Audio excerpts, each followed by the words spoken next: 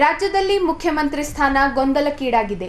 ರಾಜ್ಯದ ಪರಿಸ್ಥಿತಿ ಅಧೋಗತಿಗೆ ಬಂದು ತಲುಪುತ್ತಿದೆ. ರಾಜ್ಯ ಸರ್ಕಾರ ರೈತರ ಸಂಕಷ್ಟ ಕೇಳುತ್ತಿಲ್ಲ.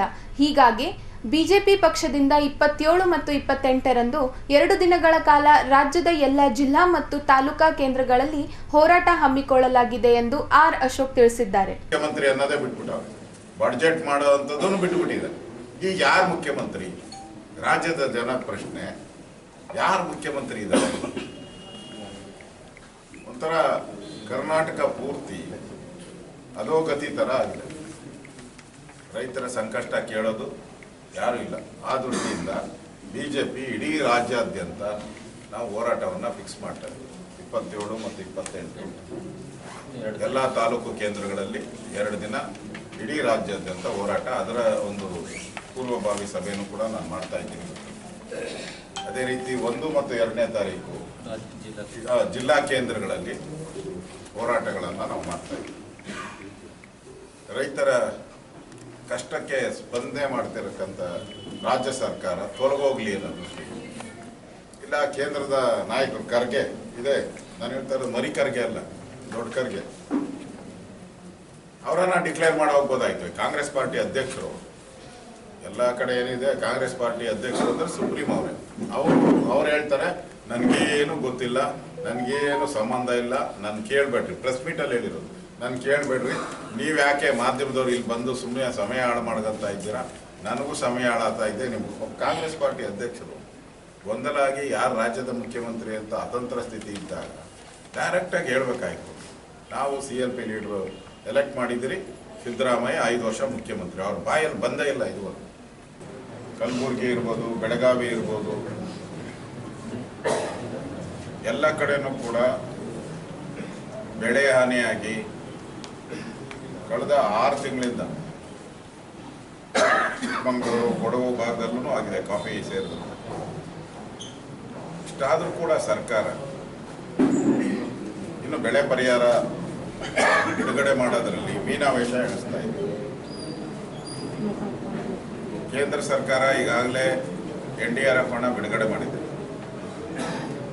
ಕೇಂದ್ರ ಸರ್ಕಾರ ಪ್ರತಿ ವರ್ಷನೂ ಕೂಡ ಎಲ್ಲ ರಾಜ್ಯಗಳಿಗೂ ಮೊದಲೇ ಫಿಕ್ಸ್ ಆಗಿರ್ತದೆ. ಕಬ್ಬು ಬೆಳೆದಿದ್ದಂಥ ಕಬ್ಬು ಬೆಂಕಿಗೆ ಆಹುತಿಯಾಗಿದೆ. ಮತ್ತು ಸರಿಯಾದಂಥ ನಾವೂ ಕೂಡ ನಮ್ಮ ಸರ್ಕಾರ ಇದ್ದಾಗ ಎಲ್ಲೂ ಕೂಡ ಏನೂ ಹೋರಾಟನೇ ಆಗಿಲ್ಲ.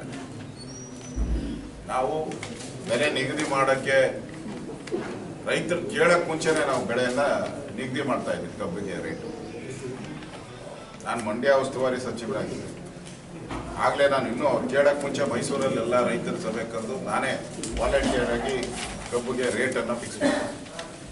ಇಲ್ಲಿ ಈ ಸರ್ಕಾರ ಪೂರ್ತಿ ಕಳೆದ 2 ವರ್ಷದಿಂದ ದಿನಪತ್ರಿಕೆ, ಎಲೆಕ್ಟ್ರಾನಿಕ್ ಮೀಡಿಯಾದಲ್ಲಿ ಒಂದೇ ಸುದ್ದಿ ಬರೋದು, ನಾನೇ 5 ವರ್ಷ ಮುಖ್ಯಮಂತ್ರಿ, ನಾನೇ ಎಲ್ಲ ಬಡ್ಜೆಟ್ಗಳನ್ನು ಮನ್ನಣೆ ಮಾಡೋದು. ಬಿಜೆಪಿಯವರಿಗೆ ಬುದ್ಧಿ ಇಲ್ಲ, ಮಾಧ್ಯಮದವರು ಸುಳ್ಳು ಸುದ್ದಿಗಳನ್ನು ಹಾಕ್ತೀರಾ ನೀವು, ನಿಮಗೂ ಬುದ್ಧಿ ಇಲ್ಲ ಅಂತ ನಾನೆಲ್ಲ ಹೇಳಿದ್ದು. ಸಿದ್ದರಾಮಯ್ಯ ಯಾವುದೇ ರೀತಿ ಘೋಷಣೆಯನ್ನು ಇದುವರೆಗೂ ಮಾಡಿಲ್ಲ. ಮತ್ತೆ ಬೆಳೆ ನಾಶ ಆಗಿದೆಯಲ್ಲ, ಆ ಬೆಳೆ ನಾಶಕ್ಕೂ ಕೂಡ ಇದುವರೆಗೂ ಪೂರ್ತಿ ಅಮೌಂಟನ್ನು ಬಿಡುಗಡೆ ಮಾಡಿ ಇಡೀ ರಾಜ್ಯದಲ್ಲಿ. ನಮ್ಮ ಕಂದಾಯ ಸಚಿವರು ಪತ್ತೆ ಇಲ್ಲ, ಅವರೇ ಇದರ ಉಸ್ತುವಾರಿ ತಗೊಬೇಕಾಗಿತ್ತು. ಮುಖ್ಯಮಂತ್ರಿಗಳು ಪತ್ತೆ ಇಲ್ಲ. ಎಲ್ಲ ಸಚಿವರು ಕೂಡ ಇಷ್ಟೆಲ್ಲ ಬೆಳೆ ಹಾನಿಯಾದರೂ ಕೂಡ ನಾವು ಪಾರ್ಟಿಯಿಂದ, ನಾನಿರ್ಬೋದು, ವಿಜಯೇಂದ್ರ ಅವರು ಇರ್ಬೋದು, ನಾವೆಲ್ಲರೂ ಕೂಡ ಎಲ್ಲ ರಾಜ್ಯಗಳಲ್ಲಿ ಎಲ್ಲ ಜಿಲ್ಲೆಗಳಲ್ಲಿ ಪ್ರವಾಸ ಮಾಡಿದ್ದೀವಿ. ಆದರೆ ಸರ್ಕಾರ ನಡೆಸ್ತಕ್ಕಂಥ ಕಾಂಗ್ರೆಸ್ ಪಾರ್ಟಿಯವರು ಎಲ್ಲೂ ಕೂಡ ರೈತರ ಸಂಕಷ್ಟ ಮೋಸ್ಟ್ಲಿ ಅವ್ರು ಧೈರ್ಯವಾಗಿ ಹೇಳ್ಬೇಕಾಯ್ತು. ಒಬ್ಬ ರಾಷ್ಟ್ರೀಯ ಅಧ್ಯಕ್ಷರು ಇದು national party, Congress party, AICC ಧೈರ್ಯವಾಗಿ ಹೇಳ್ಬೋದಾಯ್ತು.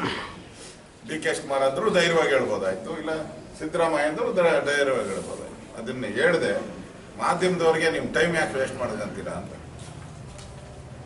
ಇನ್ನೊಂದು ಕಡೆ DK ಶಿವಕುಮಾರ್ ಮಾಧ್ಯಮದವ್ರ ಮೇಲೆಲ್ಲ ಕೇಸ್ ಹಾಕ್ತೀರಿ ಅಂತ ಅವರು ನೆನ್ನೆ 2 ದಿನದಿಂದ ಇಡೀ ಮಾಧ್ಯಮದವರು ಗೊತ್ತಲ್ಲ, ಯಾವುದೋ TV9ಗೆ ನಾನು ಯಾವ ರೀತಿ ಆಟ ಆಡಿಸಿದ್ದೀನಿ, ಉಳಿದ ಎಲ್ಲ ಚಾನಲ್ಗೂ ನಾನು ಆಟ ಆಡಿಸ್ತೀನಿ ಅಂತ ಅವ್ರ ಮಾಧ್ಯಮದವರು ರೋಪ್ ಆಗ್ತಾರೆ. ಆದರೆ ಇಡೀ ಸರ್ಕಾರ ಒಂಥರ ಫ್ರಸ್ಟ್ರೇಷನ್ ಆಗ್ಬಿಟ್ಟಿದೆ. ಅವ್ರಿಗೇನು ಅರ್ಥ ಆಗ್ತಾಯಿಲ್ಲ.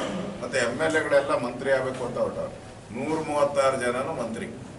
ಅದ್ಯಾವುದೋ ಮೊದಲು ಆಂಧ್ರದಲ್ಲಿ ಒಂದು ಆಗಿತ್ತಲ್ಲ, ಎಲ್ಲರೂ ಉಪಮುಖ್ಯಮಂತ್ರಿಗಳು, ಪಿಕ್ಚರ್ ಬಂದಿತ್ತು ಯಾವುದು, ಹಾಗೆ ಎಲ್ಲರೂ ಹೊರಟ್ಬಿಡೋರು. ಈಗೂ ಏನೋ ನಡೀತಾ ಇರೋದು 6 ಜನ ಉಪಮುಖ್ಯಮಂತ್ರಿಗಳು ಏನೋ ಅಂತ ನಡೀತಾ ಇದೆ. ನಿಮ್ಮ ಜಿಲ್ಲೆಗೂ ಒಂದು 2-3 ಸಿಗ್ಬೋದಲ್ಲ. 6 ಜನ ಉಪಮುಖ್ಯಮಂತ್ರಿಗಳಿಗೆ ಟವಲ್ ಹಾಕೊಂಡವ್ರು. ಪರಮೇಶ್ವರ್ ನಾನೇ ಮುಖ್ಯಮಂತ್ರಿ ಅಂತಾರೆ. ಒಟ್ಟಿನಲ್ಲಿ ರಾಜ್ಯದಲ್ಲಿ ರೈತರ ಸಂಕಷ್ಟಕ್ಕೆ ಸ್ಪಂದನೆ ಮಾಡದೇ ಇರೋ ಸರ್ಕಾರ ಇವತ್ತು ರಾಜ್ಯದಲ್ಲಿದೆ. ಇದರ ವಿರುದ್ಧ ರೈತ ಚಳುವಳಿಯನ್ನು ನಾವು ಮಾಡ್ತಾ ಇದ್ದೀರಿ. ರೈತರಿಗೆ ಸರಿಯಾದಂಥ ಬೆಲೆ ಸಿಗಬೇಕು.